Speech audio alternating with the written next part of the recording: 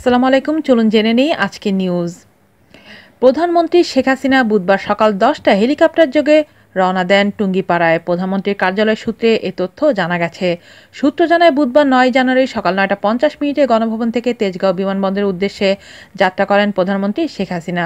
সকাল 10টায় বিমানবন্দরে উপস্থিত হয়ে হেলিকপ্টার যোগে গোপালগঞ্জের টুঙ্গিপাড়ার উদ্দেশ্যে যাত্রা করেন তিনি। সকাল 10টা 40 মিনিটে টুঙ্গিপাড়া উপজেলা কমপ্লেক্স মাঠে নির্মিত হেলিপ্যাডে অবতরণ করার কথা রয়েছে। এরপর বেলা 11টায় বঙ্গবন্ধুর সমাধিতে উপস্থিত হয়ে পুষ্পস্তবক অর্পণ করে শ্রদ্ধা নিবেদন করবেন। এদিকে মন্ত্রিসভা গঠনের তৃতীয় দিনও কাটছে চমকের মধ্য দিয়ে। ঢাকা থেকে স্বল্প দূরত্বের গন্তব্য সাভারে জাতীয় স্মৃতিসৌধের পর এবার মন্ত্রীরা বাসযোগে টুঙ্গিপাড়া গেলেন বঙ্গবন্ধু শেখ মুজিবুর রহমানের সমাধিতে শ্রদ্ধা জানাতে।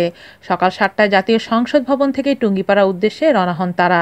সবাই মিলে একসঙ্গে গল্পগুজব করতে করতে বাসে টুঙ্গিপাড়া যাওয়ায় সবার ভালো লেগেছে।